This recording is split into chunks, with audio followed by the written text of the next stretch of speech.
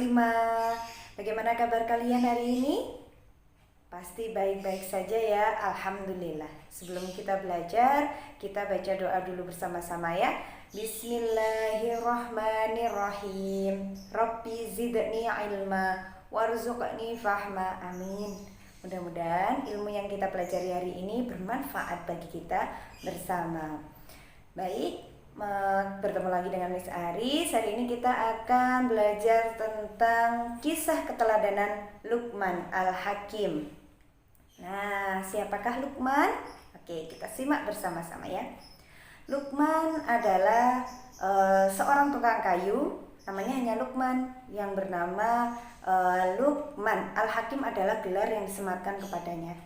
Nah, Luqman adalah keturunan dari orang Habsyi di Sudan sana namanya ya. Beliau adalah keturunan dari Nabi Ibrahim. Nah, Luqman sendiri adalah salah satu orang yang namanya tersemat dalam Al-Quran ya. Di situ ada surat Luqman. Disitulah Luqman Allah mengkisahkan tentang Luqman di dalam Al-Quran. Nah, apa saja yang diteladankan Luqman? Nah, Luqman itu perawakannya itu orangnya pendek ya. Orangnya perawakannya pendek, tapi Luqman dianugerahi oleh Allah itu ketaatan beribadah. Nah, dari situ Luqman memiliki keteguhan iman yang sangat tinggi dan ia juga pantang menyerah. Karena apa? Selain tukang kayu, Luqman juga pandai menjahit. Nah, pernah bekerja sebagai tukang jahit. Nah, Luqman sendiri memang dikaruniai Allah itu memiliki banyak sekali anak. Namun dari semua anaknya itu, Luqman tidak memiliki satupun karena semuanya meninggal pada usia yang masih bayi atau balita. Nah, kemudian Luqman memiliki seorang anak lagi. Nah, anak itulah yang kemudian sampai dewasa dibesarkan oleh Luqman. Nah, dari situ Luqman ini diberikan sebuah hikmah yang luar biasa oleh Allah. Apa itu? Sematannya Al-Hakim. Nah, gelarannya Al-Hakim apa artinya? Orang yang mampu menempatkan segala sesuatu pada saat dan waktu yang tepat. Nah, gitu ceritanya. Jadi kalau kita nih ya, kalau waktunya belajar, ya belajar pada waktunya. Kalau misalkan kita waktunya bermain pada waktunya. Kalau misalkan kita waktunya pegang HP pada waktunya. Itu namanya hikmah ya. Akhirnya Luqman itu diberikan gelar Al-Hakim, sangat bijaksana dalam menempatkan segala sesuatu. Tapi zamannya Luqman belum ada gadget ya, hanya saja Luqman bisa menempatkan diri pada waktu yang tepat. Waktunya kerja, waktunya istirahat, waktunya bersama anaknya juga bersama anaknya, jadi tahu waktu. Begitu, itulah latar belakang dari Luqman. Yang berikutnya adalah Luqman itu orangnya itu sangat banyak keterampilan yang ia miliki. Sampai tukang kayu bisa, jadi tukang jahit bisa, berdagang pun juga bisa. Nah, dari situ namun Luqman itu tidak pernah sombong. Ia selalu rendah hati. Dan yang paling penting, Luqman itu sangat bersyukur oleh orangnya. Karena Luqman tahu bahwa ketika ia bersyukur, nikmat itu akan ditambah oleh Allah Subhanahu wa Ta'ala. Dari situ, karena banyak keterampilannya, Luqman itu menjadi guru seorang nabi. Siapa nabinya? Ya, Nabi Daud namanya. Nah, Nabi Daud itu berguru kepada Luqman sebelum Daud itu menjadi seorang nabi, diangkat menjadi seorang nabi, gitu ya, karena sangat bijaksananya. Nah, dari situ bahwa Allah itu sudah berjanji bahwa siapapun yang mensyukuri nikmatku akan aku tambah. Namun bila dia kufur nikmat alias tidak mau bersyukur, ia akan mencabut semua nikmatnya itu. Nah, begitu ya. Jadi Luqman itu selalu menempatkan dirinya sebagai orang yang selalu taat, patuh, dan bersyukur atas segala nikmat Allah meskipun itu hanya sedikit. Contohnya apa nikmat itu yang hanya sedikit? Setiap hari kita bisa bangun, ya kan? Coba kalau nggak bisa bangun, aduh gawat ya. Nah, itu yang nikmat paling kecil. Ketika kita bersyukur kepada nikmat Allah, Nah, jangan lupa kita ucapkan hamdalah. Bagaimana ucapan hamdalah? Alhamdulillahirabbil alamin. Nah, dari situ kemudian Luqman itu kisah berikutnya adalah Luqman mendidik anaknya. Anaknya itu diasuhnya dari kecil hingga dewasa, diberikan pendidikan yang baik oleh Luqman. Dari situ kemudian kisah Luqman itu disematkan dalam Al-Quran karena pendidikannya kepada anaknya itu yang luar biasa hebat. Apa saja yang diajarkan kepada anaknya? Yang pertama, jangan sekali-kali menyekutukan Allah atau menyamakan Allah dengan benda-benda yang lain.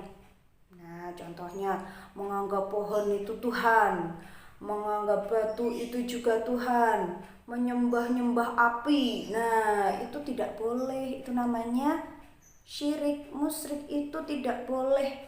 Itu namanya menyekutukan Allah. Itu termasuk dosa besar yang diajarkan Luqman yang pertama. Yang kedua adalah Luqman mengajarkan bahwa kita tidak boleh menjadi orang yang angkuh. Apa itu angkuh? Ya, angkuh itu adalah sombong. Sombong itu akan membuat diri kita menjadi jauh dari Allah.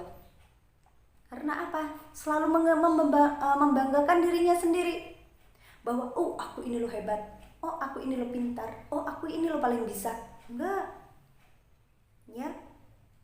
Nah, itu berbanding terbalik dengan seperti ini. Aku yang itu belum bisa, aku itu enggak bisa. Itu juga jelek. Ya, yang bagaimana yang bagus? Yang seimbang, yang biasa-biasa. Bisa gak ngerjakan ini? Oh boleh, mana? Saya coba. Kalau misalkan ditawari ini, bisa enggak? Boleh, mana? Saya coba. Itu yang baik. Ketika berhasil, jangan terus begini, berhasil, siapa dulu dong aku. Itu baru akhirnya sombong jadinya. Kalau sudah berhasil, jangan lupa ucapkan syukur, alhamdulillah. Karena setiap orang menang kalah itu kehendaknya Allah. Kalau tidak dikehendaki menang, ya nggak akan menang. Kalau tidak dikehendaki kalah meskipun jelek, ya tetap akan menang. Begitu teman-teman ya. Oke. Nah, kemudian yang berikutnya Luqman itu melarang anaknya untuk berbuat yang keji. Contohnya mengolok-ngolok, mencuri, kemudian membantah orang tua. Nah, karena apa? Kita harus patuh pada orang tua.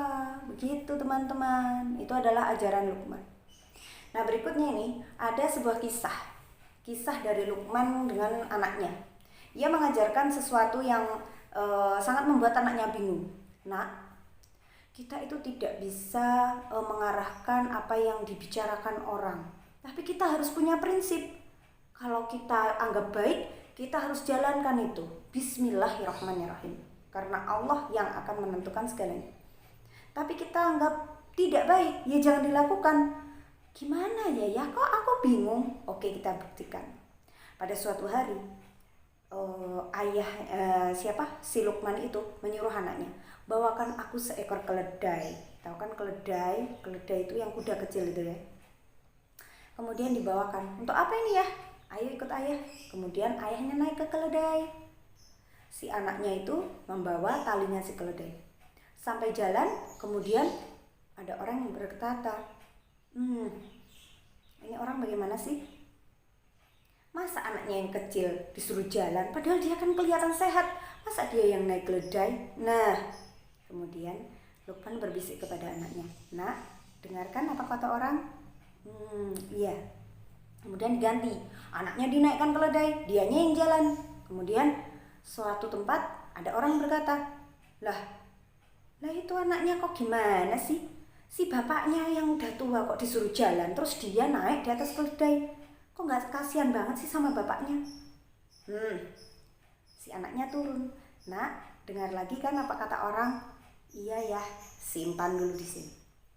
Kemudian si Luqman sama si anaknya naiklah ke atas keledainya berdua. Berjalan lagi, ketemu sama gerombolan orang. Bilang apa katanya? Hehehe, itu gimana sih? Keledai segitu, terus orangnya gendut-gendut naik semua. Apa nggak kasihan itu sama keledainya? Kan ya nggak kuat, gimana sih? Kemudian turunlah si Lukman sama anaknya. Masih mendengarkan kata orang lagi. Kok gitu ya katanya. Baik, sekarang kita jalan lagi. Kemudian jalan lagi, tapi tidak naik keledai. Keledainya yang dituntun itu. Nah, kemudian Lukman sama si anaknya jalan, keledainya juga jalan sendiri digandeng. Ketemulah lagi sama orang. Ala, ini gimana orang ini udah punya keledai, kuat, sehat, malah keledainya jalan-jalan sama dia di sampingnya, nggak dinaikin, gimana sih? Nah, dari situ kemudian Lukman meminta anaknya menyimpulkan, berarti kita tidak boleh menganggap omongan orang itu selalu benar. Apa yang kita anggap baik, lakukan. Karena omongan orang itu banyak dan itu mesti tidak pernah benar untuk orang yang lainnya lagi. Pasti mengkoreksi. Nah, jadi apa yang harus kita lakukan? Kita harus punya prinsip. Apa yang kita anggap baik, ya kita lakukan.